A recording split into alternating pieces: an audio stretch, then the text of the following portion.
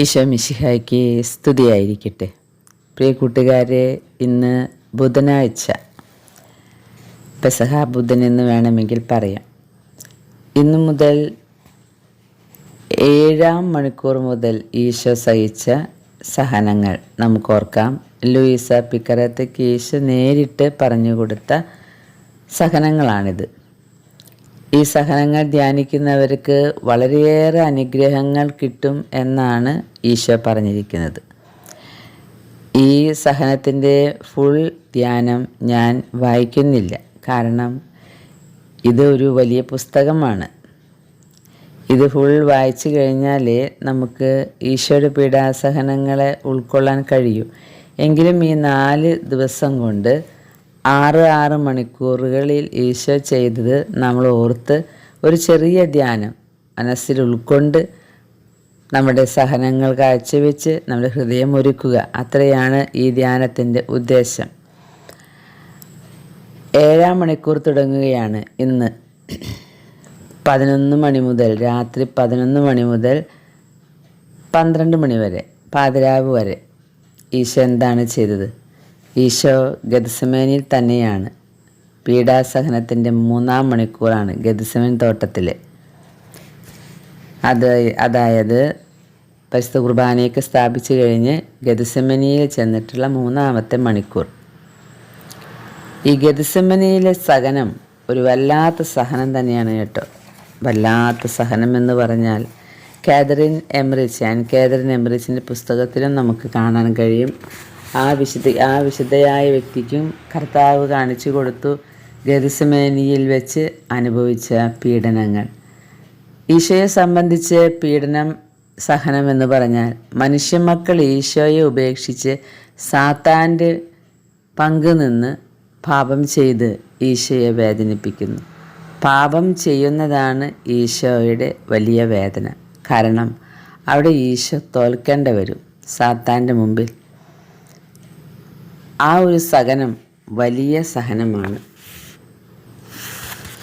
Louisa കാണുകയാണ് ഈശോ രക്തം വാർന്ന് മരിക്കാൻ തുടങ്ങുന്നത് പോലെ എരിക്കാൻ ശ്രമിക്കുന്നുണ്ട്. ശരീരം മുഴുവൻ നനഞ്ഞിരിക്കുകയാണ് രക്തത്താലും മണ്ണിനാലും. എന്നിട്ട് വേച്ച് നടക്കാൻ തുടങ്ങുകയാണ്.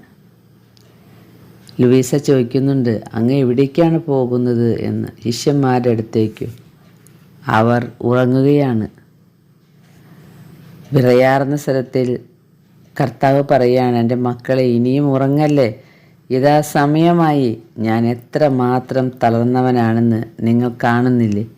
ദയവായി എന്നെ സഹായിക്കണമേ. ഈ അവസാന മണിക്കൂറിൽ എന്നെ ഒറ്റയ്ക്ക് ഉപേക്ഷിക്കരുതേ. പ്രിയ കൂട്ടുകാരെ, ഗെത്സമനിയിലെ സഹനം ഒന്ന് ആലോചിച്ചു നോക്കിയേ.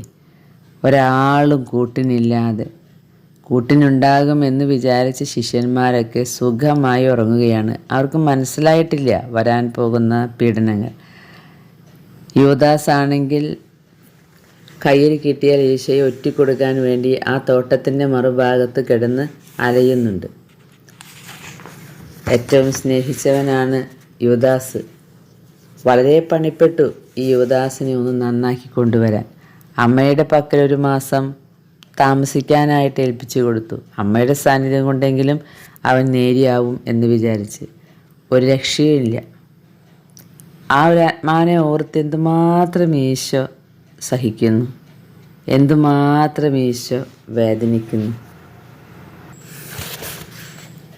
ഈശോയുടെ കയ്യിൽ നിന്നും തട്ടിയെടുത്ത് നരകത്തിലേക്ക് കൊണ്ടുപോകുന്ന ആത്മാക്കളെ നോക്കി ഈശോ കരയുകയാണ്.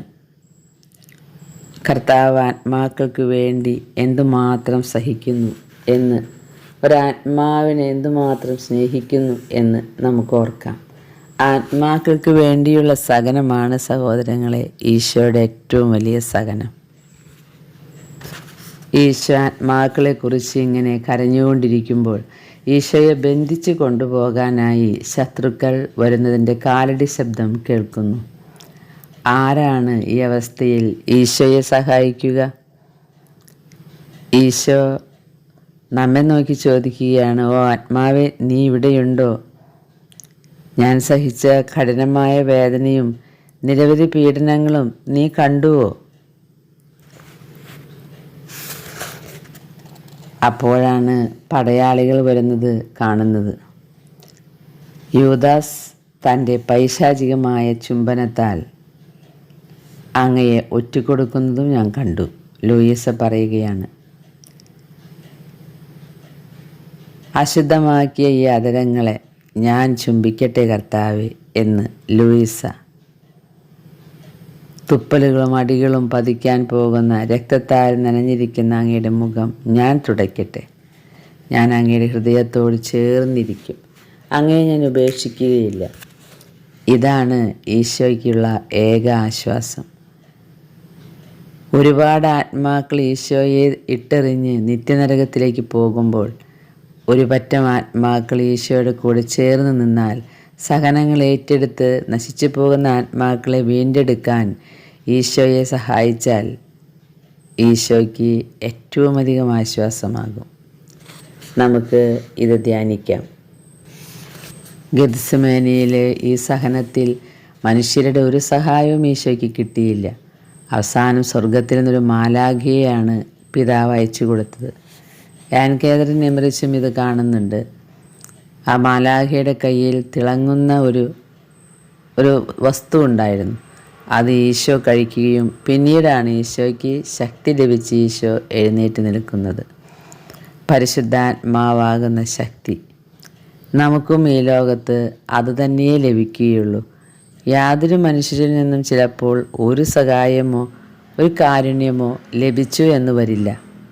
ഉന്നതങ്ങളിലോ നോക്കി നമ്മുടെ സ്വർഗപിതാവിനോട് നമുക്ക് പ്രാർത്ഥിക്കാം. അപ്പോൾ പിതാവിൻ്റെ കൈകളിൽ നിന്ന് നമുക്ക് സഹായം വരും. ഇനി 8-ാം മണിക്കൂർ എന്താണ് നടന്നത്? 12 മണി മുതൽ 1 മണി വരെ അർദ്ധരാത്രിയാണിപ്പോൾ.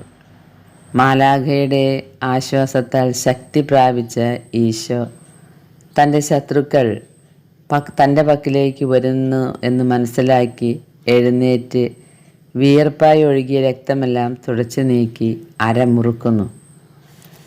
ശിഷ്യന്മാരുടെ അടുത്ത് ചെന്ന് വീണ്ടും വിളിക്കുന്നുണ്ട്, ഉറങ്ങല്ലേ ഉറങ്ങല്ലേ എന്ന് ഉപദേശിക്കുന്നുണ്ട്.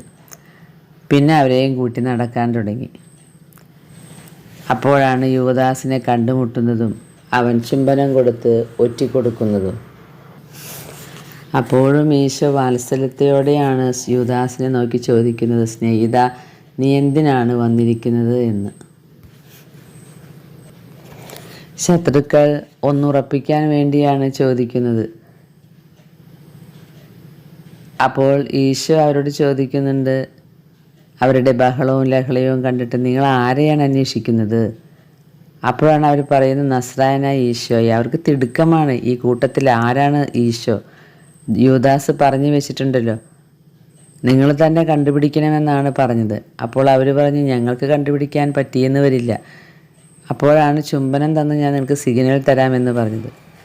ഈ ചുംബനം കൊടുക്കുന്നതിനേക്കാൾ മുൻപ് അവർക്ക് ആളെ മനസ്സിലായിട്ടില്ല.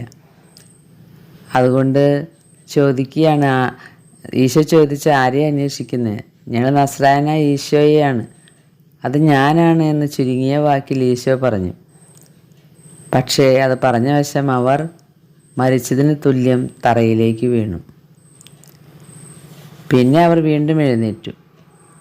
അങ്ങനെ അവർ ഈശോയെ ചങ്ങലയിൽ ബന്ധിക്കുകയും നിലത്തേക്ക് തള്ളി വീഴ്ത്തുകയും ചവിട്ടി മെതിക്കുകയും ഒക്കെ ചെയ്തു.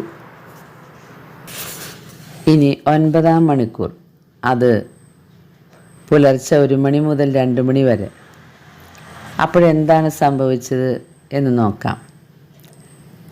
ഇങ്ങനെ കൈകൾ ബന്ധിച്ച് ഈശോയെ ഒരു പട്ടിയെപ്പോലെ അവർ പിടിച്ചു വലിച്ച് നടത്തിക്കുകയാണ്. 1 മണി മുതൽ 2 മണി വരെ നമ്മളൊക്കെ സുഖമായി ഉറങ്ങുമ്പോൾ നമ്മൾ ഓർക്കാറുണ്ടോ, നമ്മുടെ ഈശോ ഈ സമയത്ത് ഗെത്സമേനിയിൽ നിന്നും ശത്രുക്കളാൽ ചങ്ങലകളിൽ ബന്ധിക്കപ്പെട്ട് അവർ പറയുന്നിടത്തേക്ക് നയിച്ച് വലിച്ചു കൊണ്ടുപോവുകയാണ്. മുള്ളുകളും മറ്റും നിറഞ്ഞ വഴിയിലൂടെ അവർ ക്രൂരമായി ഈശോയെ വലിച്ചിഴയ്ക്കുന്നുണ്ട്. അങ്ങനെ അവർ കെദ്രോൺ അരുവിക്കരയിലെത്തി. അപ്പോൾ ഈ പടയാളികൾ അരുവിയിലേക്ക് തള്ളിയിടാൻ പദ്ധതിയിടുന്നു.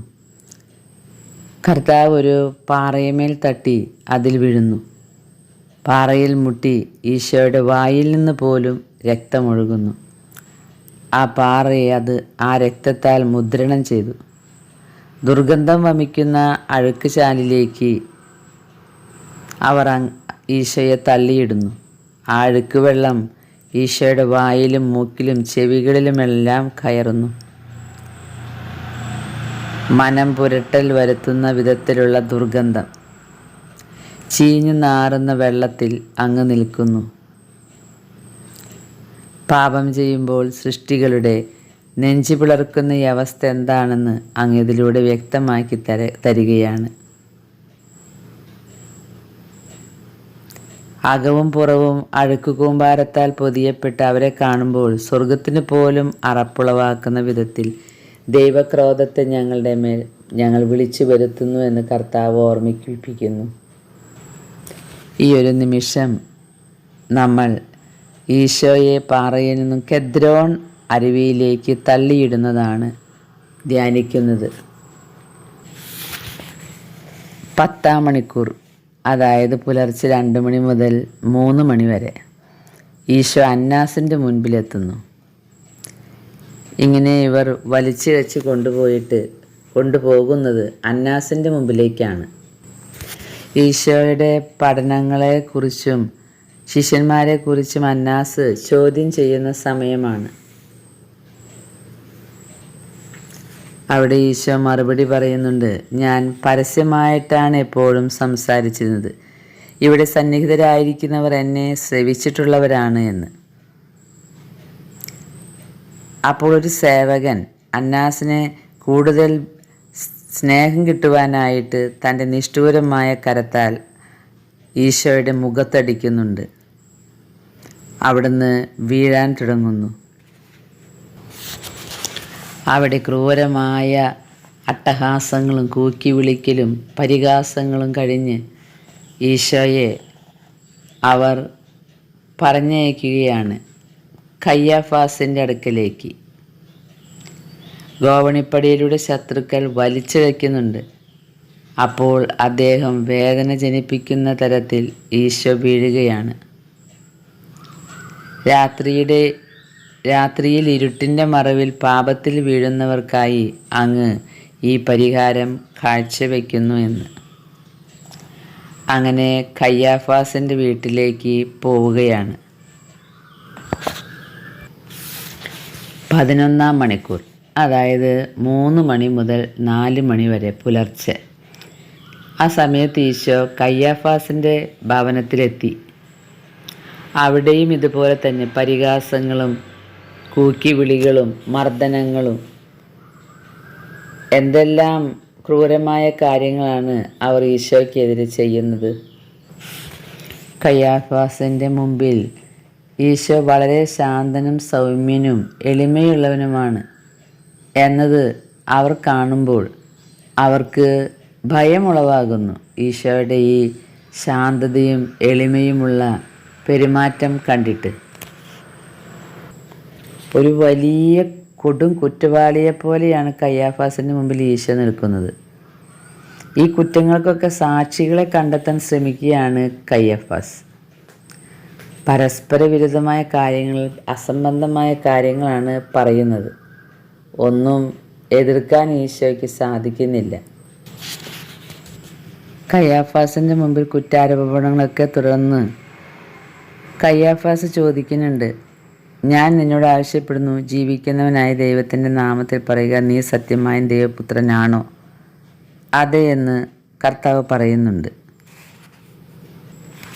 ശക്തമായ അങ്ങയുടെ മറുപടി കേട്ട് അവരെല്ലാം പെട്ടെന്ന് നിശബ്ദമായി ഭയപ്പെട്ട് വിറച്ചു. എന്നാൽ കയ്യാഫാസ് അല്പസമയത്തിനുള്ളിൽ ക്രൂരമായൊരു മൃഗത്തെപ്പോലെ എല്ലാവരോടും അരിശം പൂണ്ട് പറഞ്ഞു, ഇനി എന്തിനാണ് സാക്ഷികളുടെ ആവശ്യം? അവൻ ദൈവദൂഷണം പറയുന്നത് നിങ്ങളെല്ലാവരും കേട്ടില്ലേ? ശിക്ഷ വിധിക്കാനായി നാം എന്തിന് ഇനി കാത്തിരിക്കണം? അവൻ ഇപ്പോൾ തന്നെ മരണശിക്ഷാർഹനാണ്. വാക്കുകൾക്ക് കൂടുതൽ ശക്തി ലഭിക്കാൻ അരിശം പൂണ്ട് അവൻ തൻ്റെ മേലങ്കി വലിച്ചു കീറി. എല്ലാവരും ഈശോയുടെ നേരെ ചീറിയെടുക്കുന്നു. ഇനി 12-ാം മണിക്കൂറിൽ 4 മണി മുതൽ പുലർച്ചെ 4 മണി മുതൽ 5 മണി വരെ ഈശോ പടയാളികളുടെ കയ്യിലാണ്. ഈശോയെ എന്തുമാത്രം വേദനിപ്പിക്കാമോ അത്രമാത്രം വേദനിപ്പിക്കാൻ കരുതി കൂട്ടി വന്നിട്ടുള്ള പടയാളികൾ ഇപ്പോൾ അങ്ങ് പരിഹസിക്കപ്പെടുന്നതാണ് നമ്മൾ കാണേണ്ടത്. ഈശോയുടെ മുഖം കട്ടിയുള്ള ചെളിയാൽ ഈ പടയാളികൾ പൊതിയുന്നു. അവർക്ക് എന്താണ് ചെയ്യേണ്ടതെന്നൊരു രൂപവുമില്ല. പൈശാചിക ശക്തികൾ അവരിൽ ആവസിച്ചു എന്ന് വേണം പറയാൻ. അവർ കണ്ണുകൾ മൂടിക്കെട്ടുന്നു ഈശോയുടെ, എന്നിട്ട് അടിക്കുകയും ചവിട്ടുകയും തൊഴിക്കുകയും ചെയ്യുന്നു. മാന്തി പറിക്കുന്നു, തലമുടി പിഴുതെടുക്കുന്നു, അങ്ങോട്ടും ഇങ്ങോട്ടും ഈശോയെ എറിയുന്നു.